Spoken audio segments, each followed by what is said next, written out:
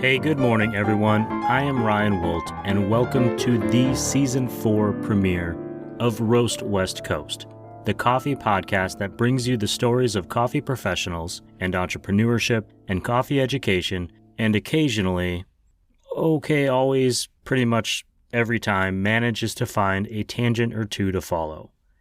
Which is perfect for this episode, which will feature an interview with Dani Riggins of Ultreya Coffee Tea in San Diego. We delve deep into her journey to unexpectedly opening her own cafe after years in the industry. I had to ask her to explain how she could become a roastery owner unexpectedly because that didn't make a lot of sense to me. And in a few minutes, she'll fill in those blanks. And in what will be a theme this season, we talk a bit about the mental health needs of entrepreneurs, business owners, and hospitality workers in particular as we follow her journey forward through coffee. Before I go any further, I am obligated to tell you that there is a newsletter that goes along with this show. You can subscribe to it at roastwestcoast.com. This show is always offered for free. The newsletter is also free. But if you decide you like what you hear and what you read, please consider becoming a paid subscriber. The annual subscription breaks down to about $3 a month, which isn't too bad for the many hours of content I'll be sending your way this season and beyond. If you are a new listener to this show, you can go back and listen to all of our Coffee Smarter and interview episodes from the beginning on any of your favorite podcast platforms like Apple or Stitcher or even Spotify. If you've been enjoying any part of the first 3 seasons of this show, please tell a friend. Ratings and reviews are great. Thank you for writing them and for making them, but telling a friend to check out the show is the fastest and best way to help us grow. For now, let's just get into it. I'm going to fill up my coffee mug with some French-pressed Zumbar Coffee Hummingbird Roast, which I've mentioned a bunch of times on this show because it is just a solid everyday coffee that goes really well with cold morning wave checks and chilly mornings in the podcast booth. The Zumbar Coffee, located in Cardiff, California, was the very first coffee shop that I visited after moving to Southern California 8 years ago. I remember getting a little French press when I was there, drawing in my notepad, and thinking, yeah, I feel like I belong here.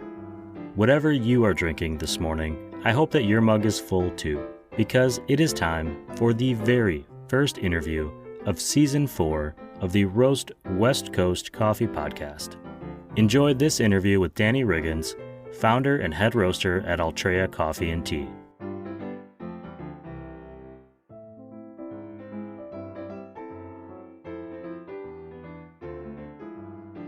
And it's nice to meet you. Thanks for doing the show.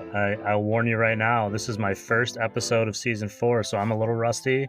Yeah. I'm a little nervous. I'm just excited to be here chatting with you. Same. Yeah, definitely. I'm so excited. I've been a fan for a while, and I was beyond stoked that you asked me to be on here, and I usually listen to it when I'm roasting, so.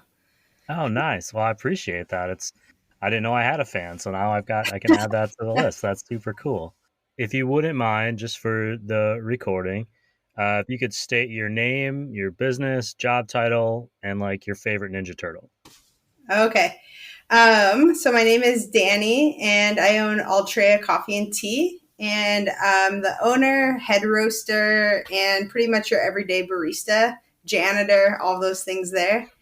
And located in San Diego. And man, Ninja Turtles, the thing that comes to mind is Leonardo. I don't know why. It's been a while. That might be a dated question. I feel like that would be something anyone my age would know, but I don't honestly know if it's I think they're still on. I don't know. Well, I'm 36, almost 37, so it's just, been a while, I think. Well, Dani, thank you for being on the show. I want to just kind of get some background about you because we've never met. I've never even been in your shop. I've tried to come to your shop several times and life just gets in the way. Yeah. But what about you? Where do you come from? And then did you have kind of a first experience with coffee that made you think, yeah, I'm kind of into this. I want to see where this goes. Yeah, so I was born and raised in Rockford, Illinois till I was 18, and then I had enough of that winter. So I headed west when I was 18, Kind of tried to pursue school, but I got into coffee pretty young, actually. So I did do some schooling, and then I started at the living room in Point Loma when I was 20. So kind of old school coffee shop person. And I knew from a young age in my hometown there was not even Starbucks. We had a Barnes and Noble that had a coffee shop, and it was open until 10 p.m. So my friends and I would, I guess, ride around town, and then we would go to Barnes and Noble and read books and drink coffee. Stay up late. I just love the vibe of that. So I feel like from a young age, I really just was interested in coffee, but I didn't know anything about it. I just knew frappuccinos. That's such a Midwestern experience you just described, because I come from a small Midwestern town, and Barnes and Noble was where I would go to like hang out as well Yeah. if I were not doing something inappropriate in the world. But Right. if I were trying to do something like good and healthy and constructive, I'd go to Barnes and Noble and read magazines, and there was a Starbucks there as well. We didn't have like a real coffee shop that I can recall. We had a diner. I think that's the Midwestern thing. We had diners where it was like every town had their own Denny's, but it wasn't Denny's. It was like Perkins. Zap. It was like Denny's, Perkins, Al's Cafe. Yeah. There was always one of those. Did you ever consider in the last 18 years going back to the Midwest? At one point, when I was managing a coffee shop in Ocean Beach, we had opened, it was Lazy Hummingbird. We opened up I helped the owner open 3 shops. She's from Michigan. She's kind of letting me take the reins, and we thought about maybe putting one back in the Midwest. But no, I definitely, the other place I thought about was maybe Boulder. But no, I'm definitely a West Coast person now. We're glad that you're here. Yeah. And just to make sure I'm checking all the boxes, it's been, from the sounds of it, 16, 17 years that you've been a coffee professional. Mm-hmm. But were there ever kind of moments in there where you thought, maybe I should do something else? Because I always had moments where I thought, well, I need to get a real job. I need to get out of hospitality. Yeah. I mean, since I was 14 in the Midwest, I've been in hospitality. It just comes natural to me. But I did work at a hostel at one point, and how do I blend my passion of traveling and coffee? And before I opened my coffee shop, I thought I quit until I can open my own shop, but I didn't know what I wanted to do. And then very quickly, unexpectedly, my shop opened. So I feel like I've never really had time to not be in coffee. Sure. Yeah. I'm going to jump ahead, and I had some questions that I was like thinking I was going to ask you next, but you just said something really interesting, which is your shop opened unexpectedly. How does the owner of a shop have a shop open unexpectedly? I think you'd be the one who would know the best when it was opening. Yeah. Well, I was managing a shop, and for small business, you can only go so far, before you want to be paid more or the shop can't afford you. So I thought, okay, I quit and I went to Costa Rica. And when I was there, someone messaged me and said, hey, this coffee shop owner abandoned their shop. They're looking for someone to take over, and we thought of you. So I immediately messaged. This was in May of 2018, 19? No, 2018. I'm sorry. COVID has really messed up my time frame. Message me. I messaged the landlord and said, I'm in Costa Rica, but I want to see the place. I came back, saw the place, and I didn't have any money, but I had good credit, and I gave the landlord my resume. I quickly messaged 2 friends if I could borrow like $5,000 from each, a little bit, people that I knew had some money. And they said, absolutely, we believe in your dream. And I signed the papers, and then the shop needed a lot of work, but it was essentially with a few health inspections ready to go. So within 2 months of quitting my job, going to Costa Rica, I opened my coffee shop. Wow, that's like crazy. I feel like I think through everything so much, and it takes me so long, and I think through all the negative possibilities and talk myself out of opportunities. And it sounds like you just kind of said, oh no, this is it. Like, I got an opportunity, I'm not going to lose it. Yeah, I knew that this was it. Like I've been wanting to open my shop for 10 years, but I worked as a barista. I didn't make any money. How would I do that in San Diego? It just like was really the universe being like, all right, it's like now or maybe never, you know. The fact that you're in San Diego, I think, is important too, because there are places where you can open shops with less money. And San Diego, in particular, I think for hospitality, in my experience, is more expensive. I know, Yeah. and it depends on what you want to do, obviously. But like from just rent and then getting all your health inspection stuff done, it just takes a long time. So you may Mhm. be renting a place for months before it actually opens, and that Yeah. all adds up. Yeah. We're talking right now in the middle of January, and we're kind of seeing places that have survived 18 months of the pandemic, have gotten help from all over the place, worked through that help, and are still struggling, not because they're not necessarily successful, but maybe because our rents are so much higher than you Oh yeah. might expect. I mean, Mhm. you got to sell a lot of coffees to pay rent if your rent is $5,000 or $6,000, Yeah. which it can be in certain neighborhoods. So Yeah. Yeah. I want to jump back a little bit before your own cafe, which you mentioned, Lazy Hummingbird, which was a great place in Ocean Mhm. Beach. I didn't know that you worked there. But assuming you worked there and probably other places around before Ultreya, what did you kind of take with you from those experiences? What lessons and skills did you bring with you? You mentioned managing a place. How did that set you up to run your own place? Absolutely. Jumping back when I first got into coffee at the living room, I walked in and nobody trained me. I was on this espresso machine with some really dark, greasy coffee and making white chocolate mochas. And like, so I immediately knew I wanted more. So I started YouTubing, like how to make coffee properly. And then I don't know if you remember, there was Java Jones downtown on Ninth and Market. It's where Modern Times is now, I think. It was a coffee roastery. He was based out of Santa Barbara, opened a roastery downtown, and I applied there like once a week because I'd never seen a coffee roaster. So I would ride my bike over there and I would apply, and finally I got hired. So that was my first experience in, I would say, like second to third wave specialty coffee. It wasn't quite, super specialty yet.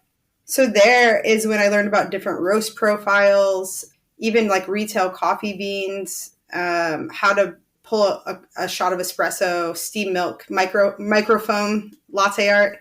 The owner there was awesome. He kind of took me under his wing. Like I think I was probably pretty annoying. Like I want to learn everything, and everyone there wanted to be a coffee professional. So we like would just practice after hours. He would like let us be in the shop and we would practice, and we were really into it. This was like 2007. So there wasn't really third wave yet, in San Diego. And unfortunately, 2008, like when everything went downhill, what was it? Housing crash, recession. Yeah. Yeah, the recession. So he was downtown renting like $12,000 space, and he owned a Java Earth and PV as well.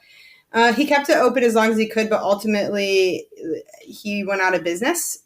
So then I met Danielle, also another Danielle that was going to open up Lazy Hummingbird, and I was the first person she hired. She basically, I had enough experience at that point where she gave me a lot of reign. Like I worked there for a while, and then I started traveling a bunch and like experiencing different coffee in like Bali, Thailand, Europe, different places. And I asked her if I could start a pop up coffee shop on the weekends. And that's when I started using like mushrooms and cacao and maca, like weird stuff in coffee drinks. And I would have live music. So she pretty much gave me free reign. And then we found a second location in Ocean Beach. And she said, you can put your menu up there, do whatever you want. You're not a partner, but I want you to like succeed. So I think it was my experience and hers. She just kind of like that started preparing me in how to run things, hire people, scheduling, tax, like all of that stuff, back end of the house, basically like an owner. And then we opened up a third location in La Mesa. It was pretty short lived, but the same thing. I ran that. So by that point, I had a lot of years of experience. So I was with Lazy Hummingbird, I think 8 years.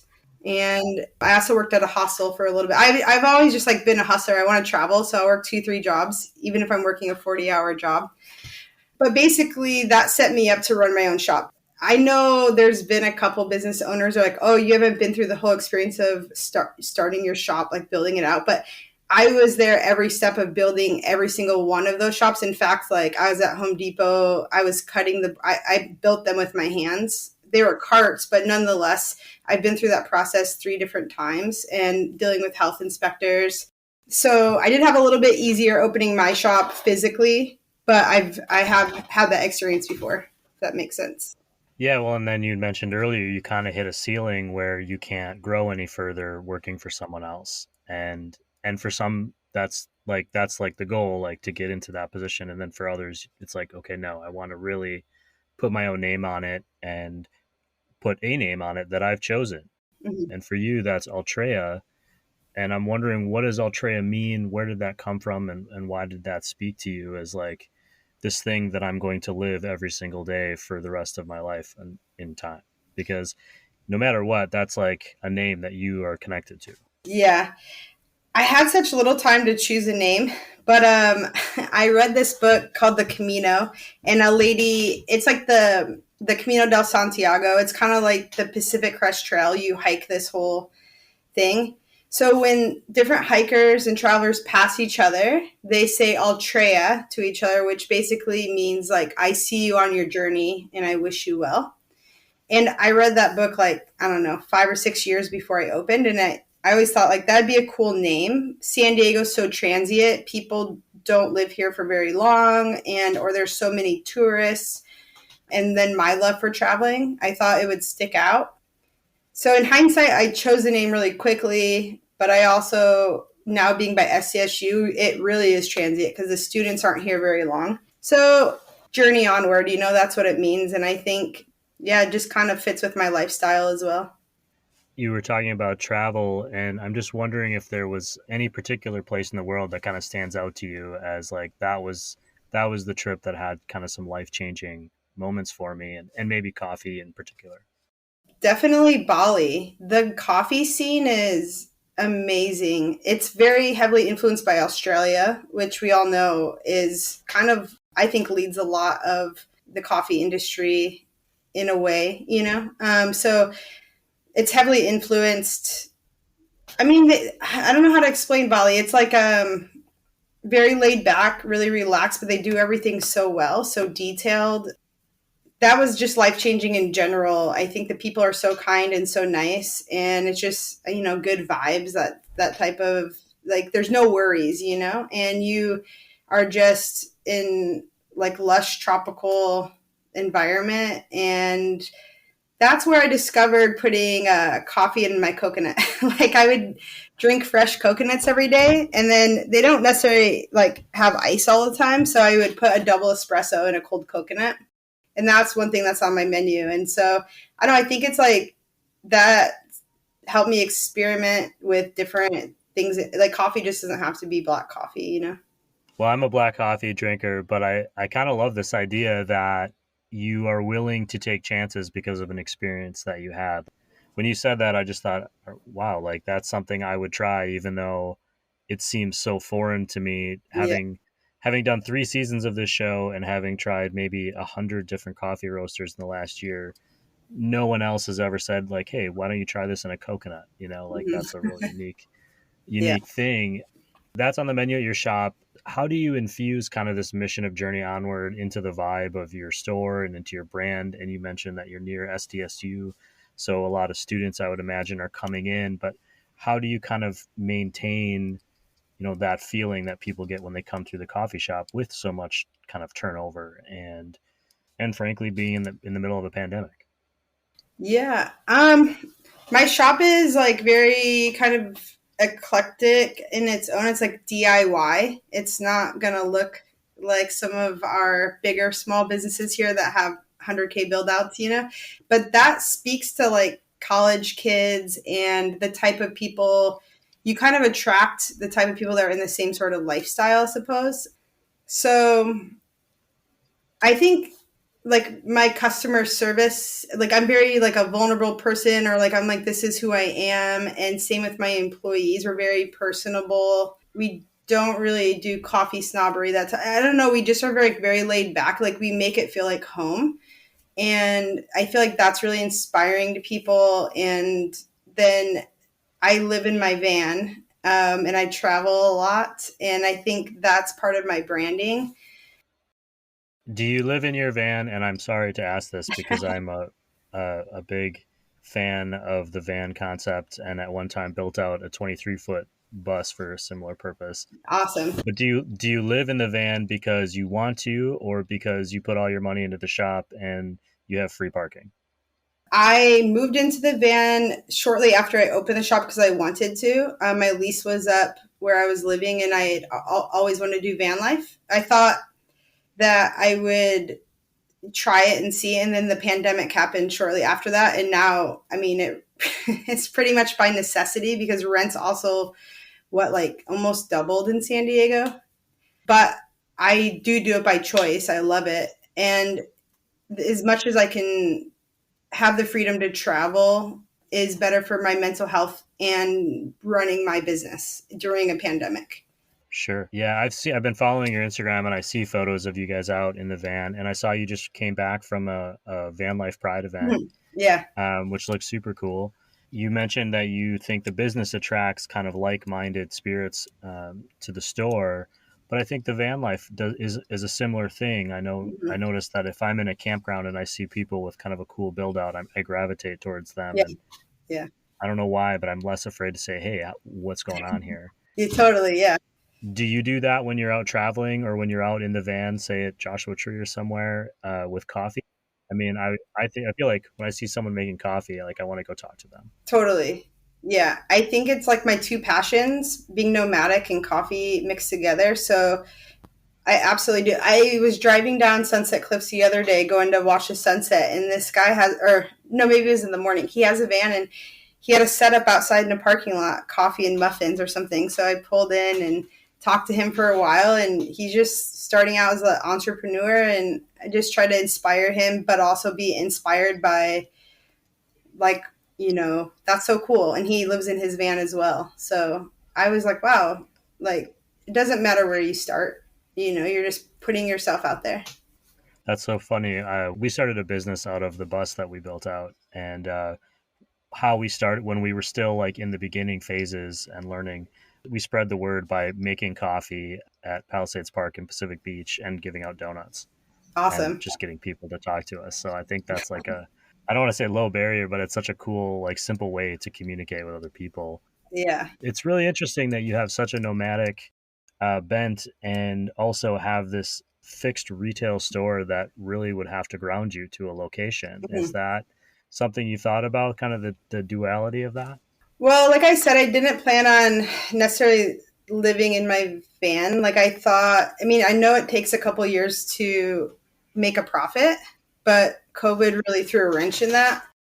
But now, yes, I think brick and mortar is extremely hard. I'm realizing, like, obviously I'm for like minimum wage being increased, but with the cost of rent, with the pandemic, I'm by SCSU, the students are gone. Like, how am I going to keep a brick and mortar alive? Like, I have to replace a grease trap. The city says it's like $4,000, and it's just like, it's not like it was 10 years ago when rent was cheaper and minimum wage was $8 and you're selling coffee.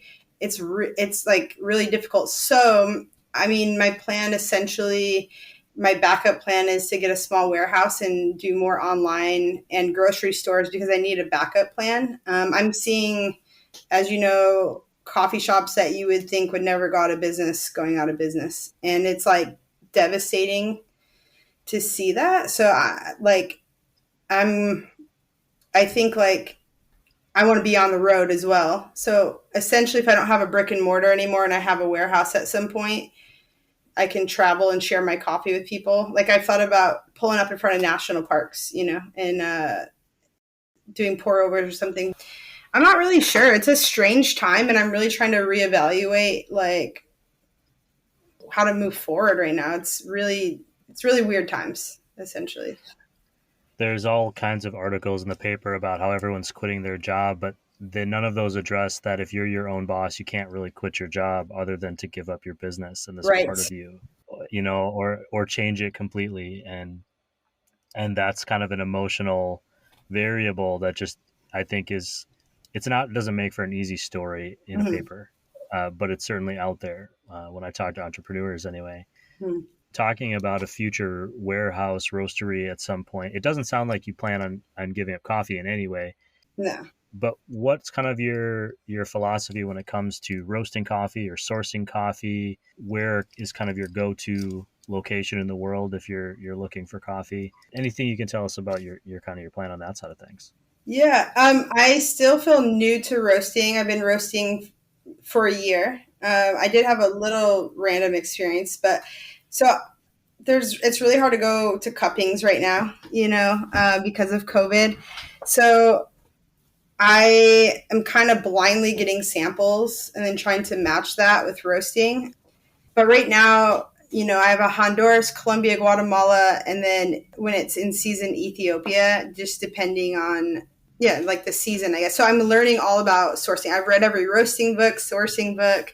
I'm basically teaching myself. It's interesting too, because it's like as a roaster, you don't really want to reach out to other roasters because it seems kind of, like secretive in a way. But Tyler from Tired Eyes, and he's been really helpful to me. And then I think Pablo at ICT has been super helpful in helping me source coffee. I do get all organic coffee, and I'm trying to work with all woman co-opt coffee, something like that. So the goal is to go to source, like as soon as I can travel and go to the farms and really work with like a couple specific farms if I can do it financially. But right now I'm like really learning the roasting process, trying to dial in, getting it super consistent. I roast on a San Franciscan, it's 6 kilos, so I'm roasting 5 pounds at a time. It's hard to get consistency. It's propane as well, so it's not natural gas. So that I've learned throws in an extra, you know, Yeah, an extra wrench for sure. That consistency, which is so important, but that also could mean that you're getting surprises to some extent that maybe you weren't expecting, but turn out to be a blessing in disguise, so to speak. Yeah. And like honestly, people telling me they like my coffee or they've seen my progress. And I do have like, people who drink coffee all over, that have subscriptions or drink, anywhere from Bird Rock, Lofty, Scrimsh, all the different places. And they're like, we like your coffee too. Or like, it's just as, whatever. So that's good to know because it's very scary to put yourself out there. It's no different than like an artist putting their work out. It's something that you created. I mean, it started as one thing, and now you're giving people something else. Yeah. That can be terrifying. I feel that way every single time I do one of these interviews. Yeah, yeah, it really is. It's like, who is going to tell me if my coffee's bad or good? Like customers for the most part, like it's like coffee industry people. That's scary because I think as roasters or owners or even baristas, we get used to like the coffee we drink every day or that we like. We develop like a certain taste. So it's like, who's going to tell me that this isn't good or bad? I don't know. It's like strange, if that makes sense. A feeling of like, I don't know. Sure, finding that network of people, to be honest with you. I think I worry about that. I worry about that with this show, but other projects too. I wrote a book recently, and I didn't know, will my wife tell me that she likes it, to be nice, or my mom, or my mother-in-law actually only gave it 4 stars out of 5. So I appreciated that honesty. Yeah. We're talking a little bit about like connecting with other roasters and other coffee people, and you mentioned a few, but as a woman who is running a business and in what I I I believe to be a fairly male dominated industry, although I have interviewed quite a few women entrepreneurs Mhm. on the show. Do you find that impacts your ability to go out into the world, or do you think that gives you an advantage, or how does that, if at all, impact what you're doing?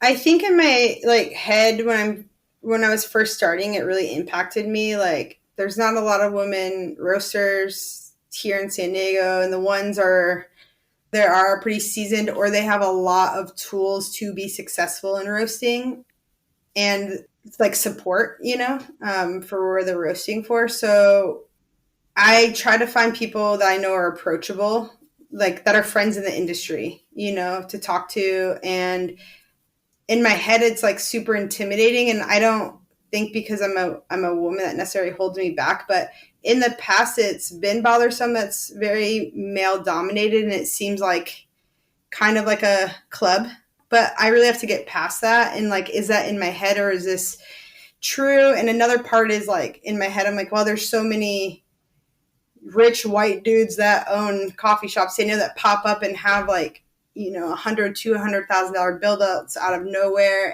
But then I'm like, why does it matter? Like, why do I think that way? I guess it's like, you want to be a business professional, but you're not really seen that way, but you know that you are, if that makes sense. I think I struggle with, like being seen in the coffee community. I don't really feel like we really do, but like, why do I need the coffee industry's approval? I guess if that makes sense. Like my community and my customers really love us. So I don't know if that makes sense, but it's also COVID. So I think people are just like staying in their own lane, and like, like sticking to what they already know, I guess, if that makes sense. Sure, I think absolutely. I'm talking to you from my closet, which is where I've been through this whole show. I thought season 4 would be in person, like sitting across from each other at a table, having a cup of coffee. And then when Omicron came around, I just was like, you know what? Like, what's a few more months to stay home? Yeah. But that does, like, I have to actively work at exploring and meeting new people, which I get to do through this show. And I'm very Mhm. grateful for it. I get to meet people like you. Like, Yeah. but if I didn't have this, I would probably just buy the same cup of coffee from down the street or the same thing and never talk to anyone. And there are other things that I'm passionate about, beer being one of them. I write a beer column here in San Diego, but I feel completely out of the loop because I'm not necessarily putting that same effort into it. And it is exhausting during Mhm. COVID. Yeah. We're all exhausted. And it's fair to say that you're exhausted, but there's another level of it for you because you are running a business and you do have people depending on you. You have employees. And I Yeah. wanted to just ask that how has being the boss of other people now that you're not the employee anymore changed for you? Is that a rewarding experience? Is it difficult? I'm assuming it's all of the above, but Yeah. you're able to provide opportunity for people at a time that is somewhat tenuous. Definitely. I like going into it was gonna be like, I'm gonna be the boss I always wanted. I don't want my employees to feel disposable, and I don't want them to feel like they're just making me money. So I've taken the opportunity to be really transparent with my staff.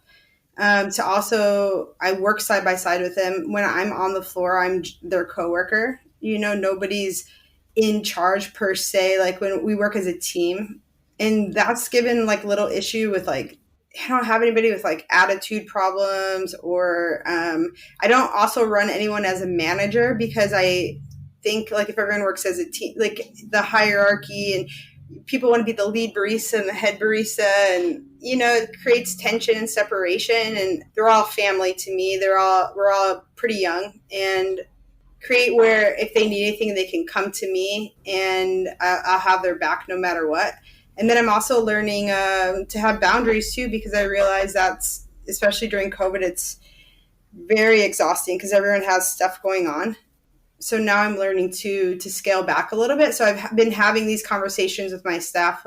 Hey, I'm, backing off working on the floor so much. I'm going to give you guys a little more responsibility, even emotionally, with stuff going on in your life. I can only be there for you so much at the moment because I'm also really trying to navigate how to pivot and move forward in my business. So there's so much respect and love for each other. I just recently went through though, like I always had long-term staff.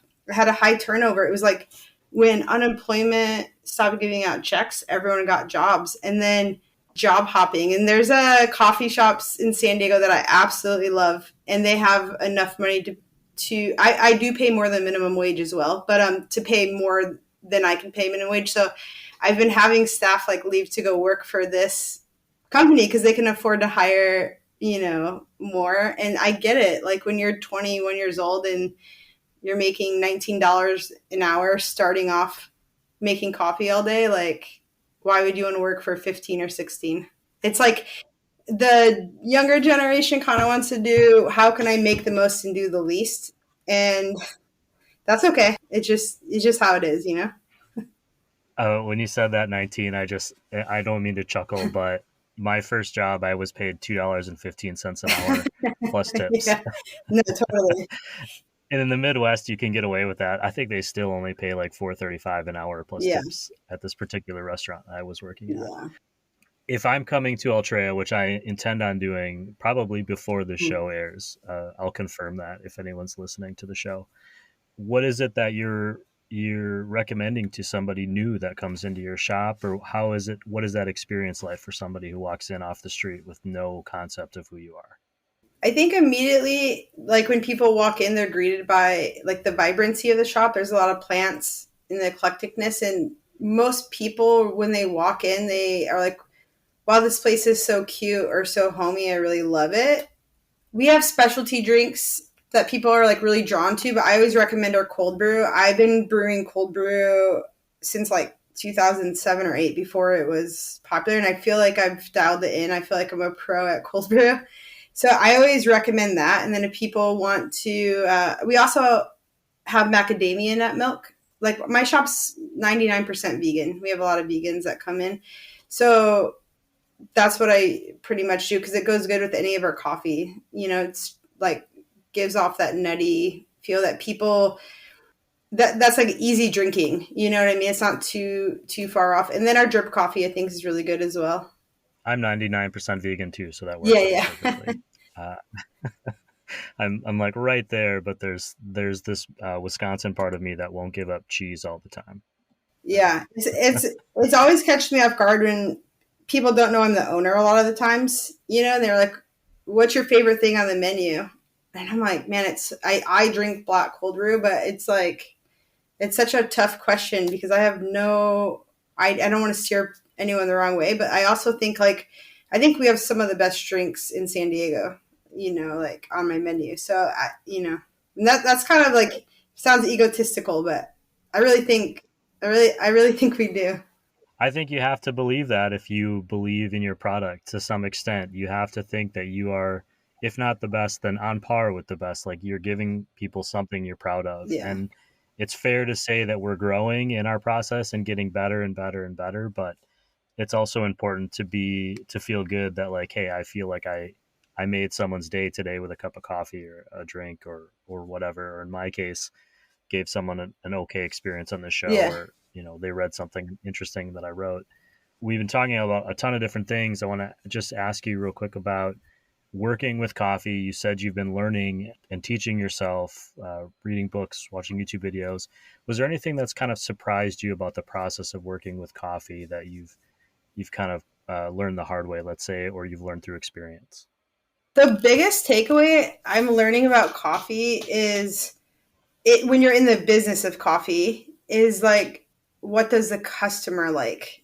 And that's a tough pill to swallow when you want to be super specialty, I think, and you want to try all these methods, but ultimately I'm learning like the customer loves this and this is what they like and it sells, and when you get too out there you can kind of lose people, and if you're too mediocre or not good enough, you know, so it's like experimenting to an extent but also keeping customers happy and also knowing that you know, it's like you want to do pour overs and you want to do this and you want to buy the best of this and that. And like really, ultimately, if you give a customer a good experience, they're going to love your coffee. If you give them a bad experience, whether it's super specialty, they're not going to like it. You know, it all comes down to that. But I think another thing is I've learned like there's wrong ways to roast coffee, but once you kind of have your curve down, there's really no wrong way. It's all experimental, right? It's not bad. So I'm learning like I don't have to roast something, like I can experiment with it. It doesn't have to be like exactly set the way I would, like I was taught a certain way, but now I can play around with it. And if it doesn't look like, you know, what I think it should look like and it still tastes good, then that's okay too. same with espresso blends and cold brew. What we think it should taste like. Light roast made a big boom in San Diego a while ago, or medium, or whatever. But I think like putting out what you think is good and not compare. Like, okay, here, comparison's the biggest thief of joy, right? Like comparing one coffee shop's coffee to another. It's like, you can enjoy them both. You don't have to compare them in negative or positive ways. That's a great. Can you say that quote again? What is it? Comparison is the thief of joy.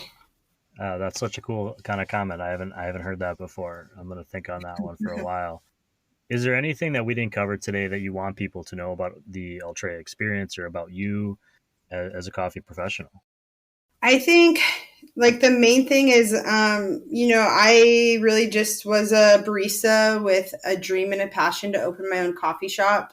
And I just kept chipping away at it and didn't give up. And you don't have to have a certain amount of finances or backing.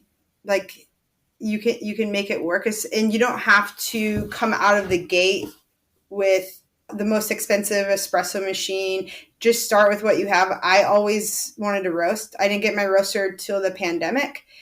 I thought if I'm going to go out of business, I'm going to and file bankruptcy. Let me go out big time. Like, let me finance a coffee roaster and just completely send it. Don't be afraid to like take big risks, because big rewards, right? I'm already saving a ton of money not buying coffee for $11 a pound, So I think the biggest takeaway is like, it doesn't matter where you're at or like what your dream is. I think just keep chipping away. I do think you should know the industry that you're getting into, though. A lot of people just want to own coffee shops and they've never even been in the industry. I'm like, absolutely not. Like, just go enjoy because you really have to know what you're doing, I think, or have a lot of money. It's like one of the two. Yeah, well, that second one sounds pretty good. Right. The last question I kind of ask everyone is, when you're out and about, you're getting a coffee, you're going to a different shop, or you're traveling in the van. Yeah. What is it that you order for yourself? I get cold brew no matter what, everywhere I go. Even though you think yours is dialed in the best, is it to compare yours to theirs? Yeah, absolutely. Or is it to just see what other people are doing? It is to compare and to see what other people are doing. The other thing I'll get is drip coffee or double espresso, but hot coffee just doesn't I don't feel good when I drink it. That's why. Mm-hmm. But yeah, it's definitely cold brew, because people do some wild stuff brewing cold brew. Like they'll hot bloom it, so I'm always interested, like, what are you doing to get this result? I'm just imagining you trying some cold brew as you're driving down the highway and going, not as good as mine, and dumping it out the window. And I'm sure you don't do that, but I kind of would love to see that as like a cartoon. Right. I've definitely been there. And like there's some coffee shops, like if you're really on the road, like, and you have to go not to a small business, probably like Dunkin' Donuts has the best cold brew. And I hate to say that, but like out of sheer necessity, Yeah, there are certain coffee deserts. I was just traveling through like northern Arizona and southern Utah, and I could not find a locally owned coffee shop in several towns that we were in, or they were there, but they weren't open for like several days at a time, which is another part of this pandemic with staffing and making it difficult. Yeah, just yesterday I was in Vista, California, and I had seen a coffee shop on my map, and I thought, oh, I'll check that out. And I went there and they were closed at like 9:00 in the morning. I'm like, oh, what's going on today? And it's like, oh, well, they're closed every Monday, Tuesday, Wednesday because they don't have enough staff. Wow. They just had to sign up. Yeah. And it's like, well, that's kind of like a slow bleed almost, like if you're a coffee shop that's not open every morning, that can be tough. Dani, I want to say thank you for just joining the show and helping me get back into it, and also just for sharing so much about yourself and being willing to share, parts of the story with us. I think there's a lot that goes into being an entrepreneur, and it sounds like you have really gone through a lot of that, have experienced that, and have been willing to share, which not everyone is. So I really of course. Thank you so much. I enjoyed it for sure.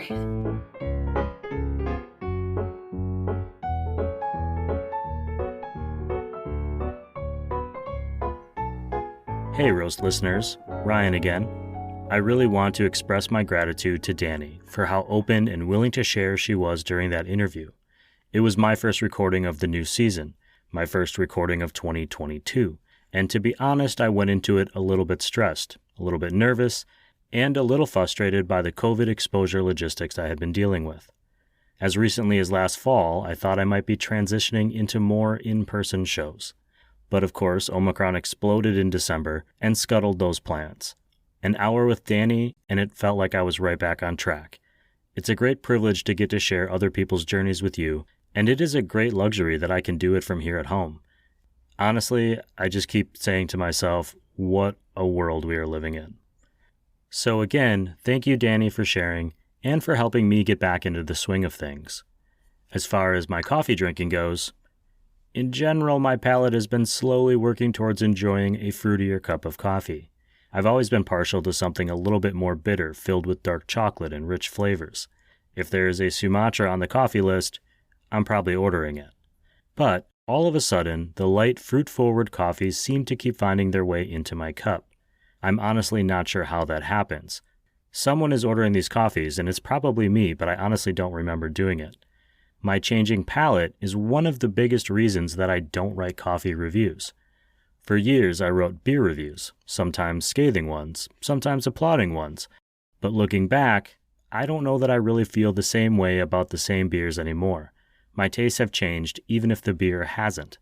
So for those of you who have been asking, that is why Roast West Coast doesn't do coffee reviews. I also like to just enjoy each cup for the experience that it is. Sometimes it's the best cup of coffee ever. Sometimes it's just a comfortable cup. Sometimes it reminds me of going to the diner when I was too young to hang out in a bar. I'll leave the reviews to the experts. That said, being that it is the first episode of Season 4, I've had a lot of coffee thoughts since we ended Season 3, starting with single-use coffee machines. Sometimes the Keurig brand, sometimes other, depending on where I've been. I have not been particularly kind to the single-serving coffee concept for a multitude of reasons. Generally, the pre-ground coffees that come in the little cups just don't taste the way I like my coffee to taste, and the waste generated by those cups seems insane to me. That single-serving plastic drives me crazy. However, I had the opportunity to use a reusable K-cup while in Oklahoma. It's just a little mesh cup with a flip-top lid that lets you put your own freshly ground coffee inside the machine, which is then brewed as a single cup of coffee. And I have to admit, the coffee I made in it, a blend from Collectivo Coffee in Madison, Wisconsin, wasn't half bad.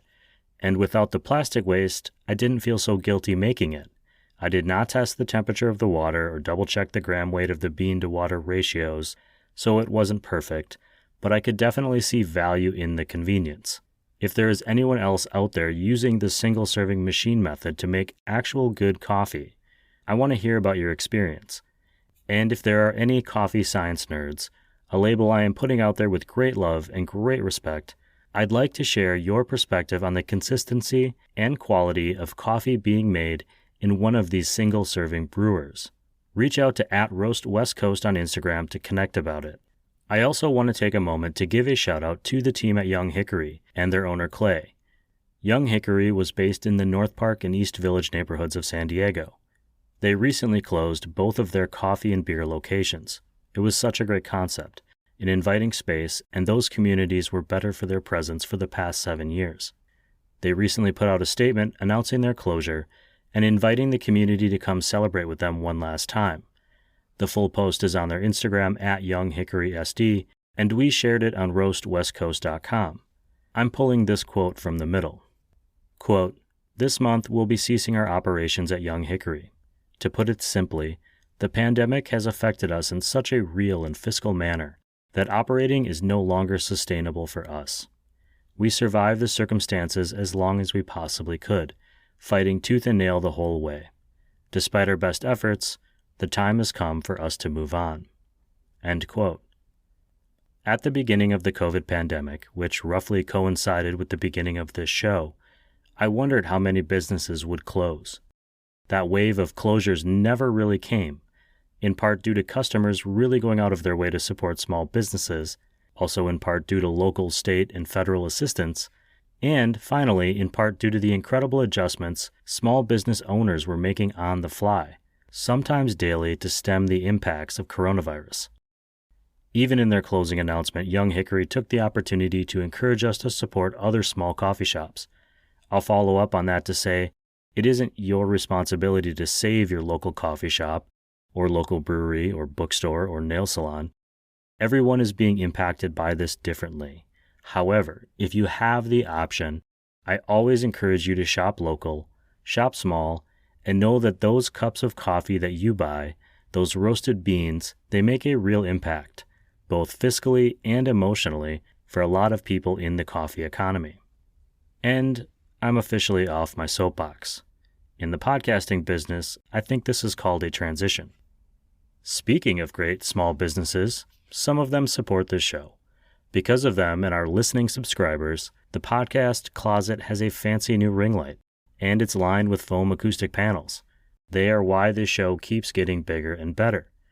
Click on the links on roastwestcoast.com to learn more about our newest roast partner, Ignite Coffee Roasters, or Cafe La Terre in Solana Beach, who will soon be opening in Encinitas, California as well.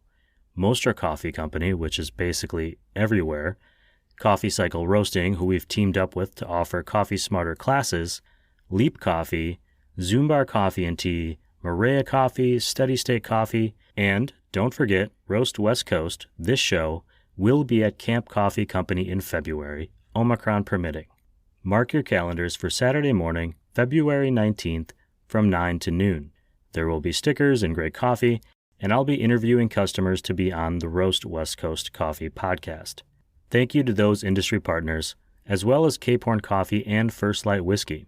I got a chance to hang out with the First Light Whiskey team recently and came away really impressed with their desire to dig into the science of coffee and to create a whiskey that respects the craft coffee they are going to be infusing into some small premium batches in the near future. Again, head to roastwestcoast.com for all of those links and to check out the other coffee content, including some updates in coffee news and coffee education. We have a bit of a new format this season where we drop both of our episodes on the same day, so you can just keep listening for a Coffee Smarter episode with Chris O'Brien of Coffee Cycle Roasting, where I ask all of the questions that you've been sending me on Instagram. Thank you all for listening. This episode of the Roast West Coast Coffee Podcast has been written, produced, and recorded by me, Ryan Wolt. I hope that this show has found you happy, healthy, and with at least enough sanity and coffee to make it through the day. Please always tip your baristas, now more than ever, and be sure to drink good coffee.